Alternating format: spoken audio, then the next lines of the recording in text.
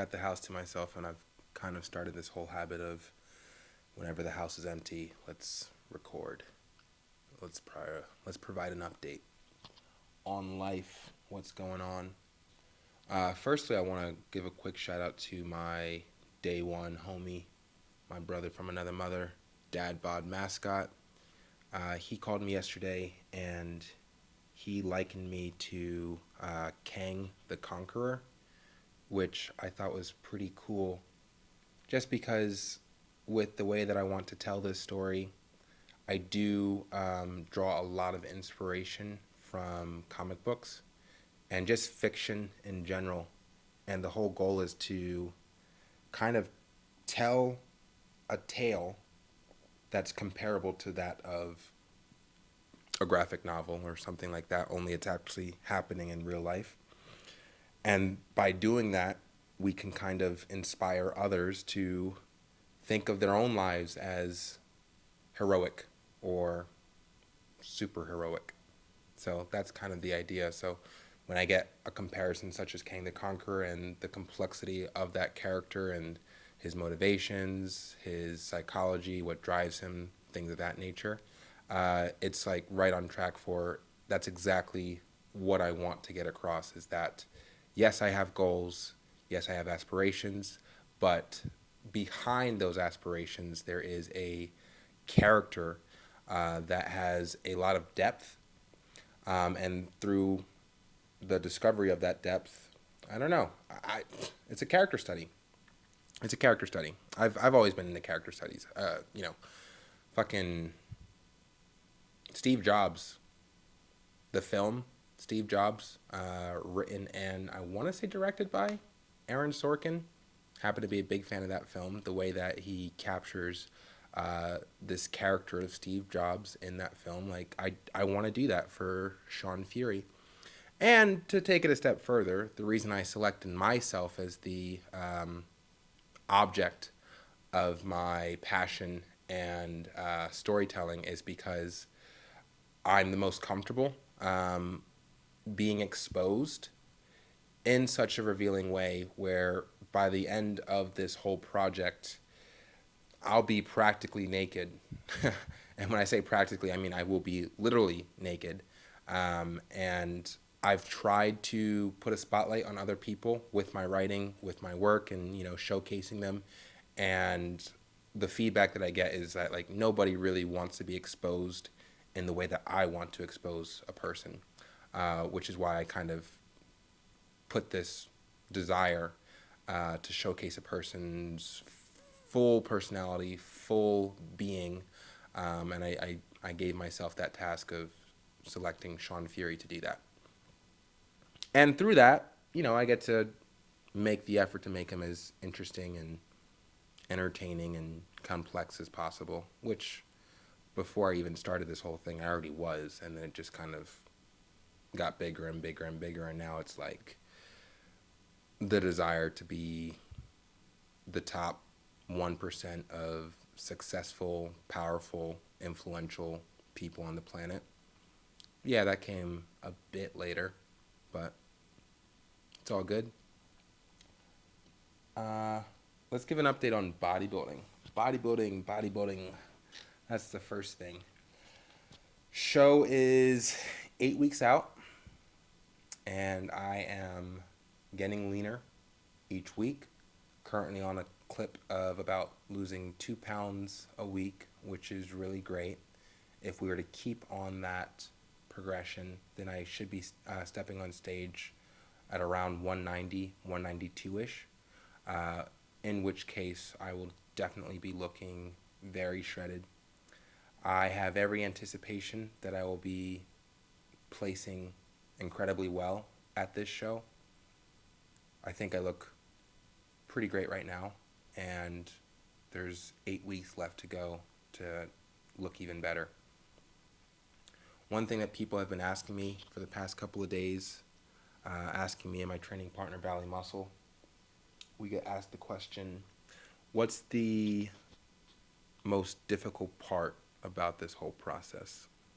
And my answer has always been everything else outside of the process.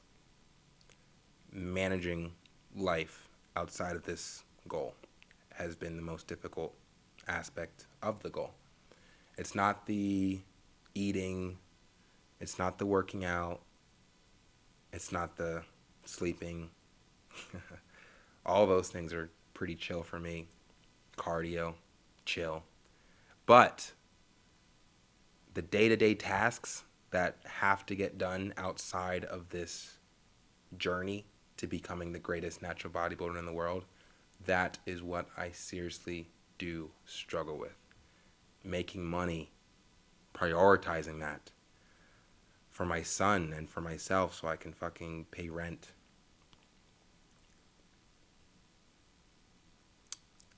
Scheduling doctor's appointments. Cars. I have to replace my car. My car, it's old and I can't get it renewed with a registration because it won't pass the smog test. So within the next month or two, I have to replace that car, and just shit like that. I would just prefer someone else to take care of it.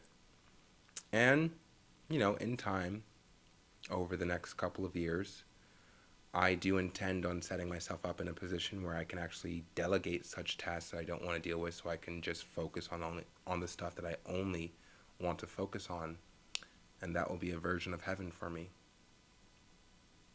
Personal assistance. And we just have to continue paving the way to having access to such a luxury. But yeah, bodybuilding is, it's going well. It's going well. I came up with a nickname to give myself, similar to Phil Heath the Gift, or Arnold Schwarzenegger was called the Oak, and Dorian Yates was called the Shadow. I have my own nickname. I don't think I'm going to unveil it yet.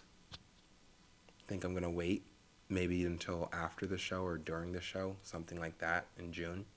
But I'm pretty excited about it. I think it's a pretty good nickname, and I will drop that later. What else?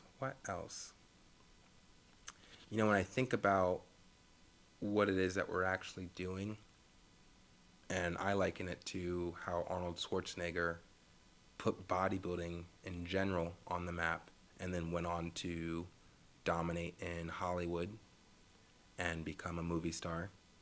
And I see that path so clearly where, you replace him, take out bodybuilding and replace it with natural bodybuilding, and now it's Shaun Fury becoming the face of natural bodybuilding and then going on to becoming a movie star. It really just writes itself. It writes itself so easily. And the only thing that I have to do is just keep plugging away. It's just that simple. Not saying that it's easy, but it is that simple. Every day looks the same. Wake up, hydrate, eat some food, go to the gym, work out, come back, do cardio, eat some more food, get some work involved. I do start a new job next week, so that's definitely going to be a disruption to my daily routine. It's required because I have been using my savings for the past, since the beginning of the year, I've been using my savings to pay off my monthly expenses. And that cannot continue any further, because if it were to, I will be broke. So we've made that adjustment. Hopefully this new job, I'm able to integrate it into my life pretty seamlessly. It's definitely going to disrupt my workout schedule, but, it is what it is. You do what you got to do.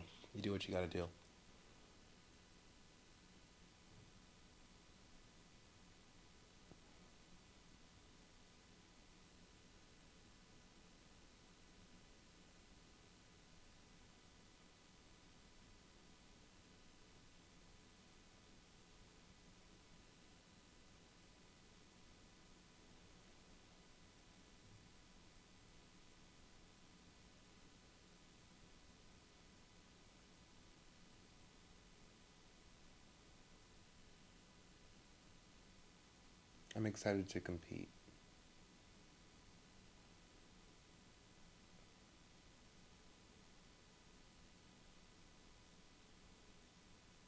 I feel like I'm calm and patient, but I feel like I'm in a hurry. I feel like I'm in a rush. I want to get this shit done.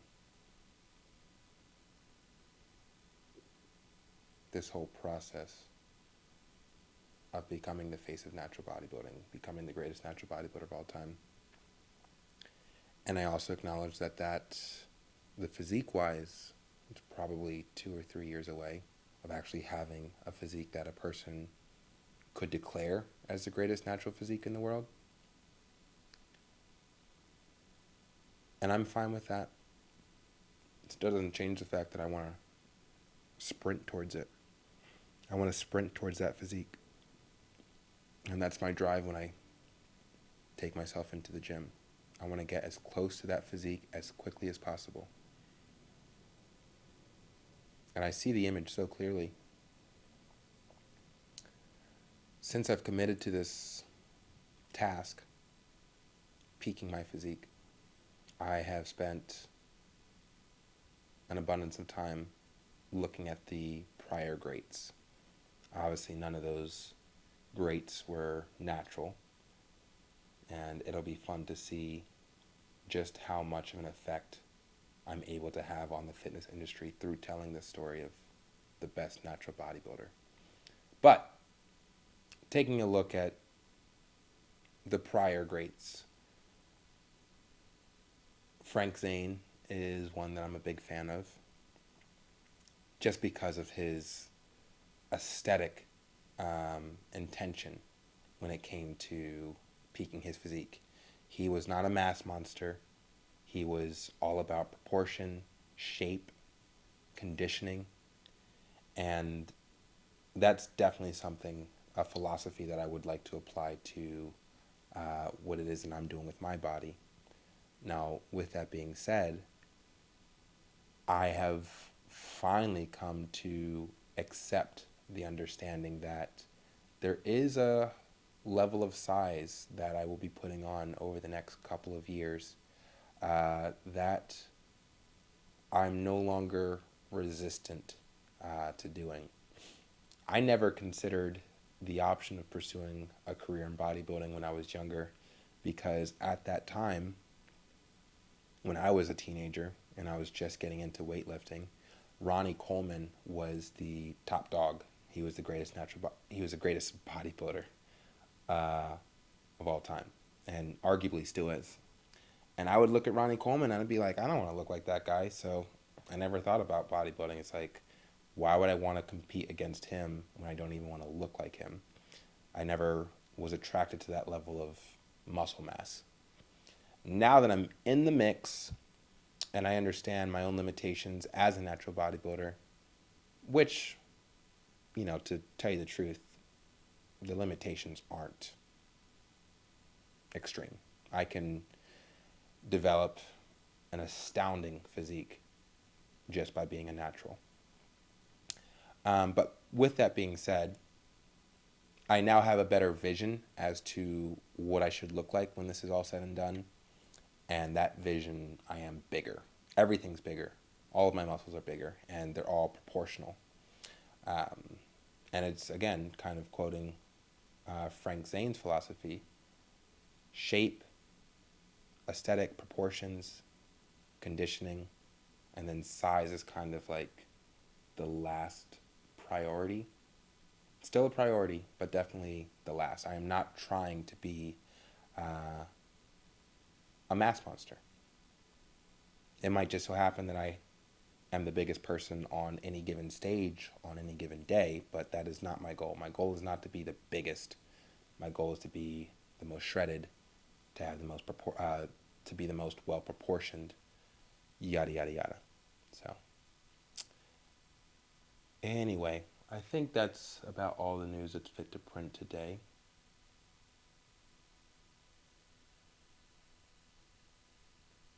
Yeah. I'm going to go out, get to work, It's crazy. I keep staring off into space because it keeps hitting me like this is life. This is just all life is for the foreseeable future. I'm not unhappy about it. It just feels so relaxed. If there's anything I'm missing out on, it's definitely the company of a woman. But I have every confidence that that will come later. So, in a sense, I'm not missing out on anything.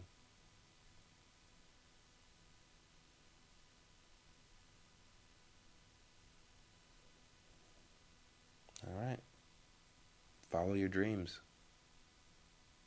They will give you the fuel and sustenance. They will give you the fuel and sustenance that you need.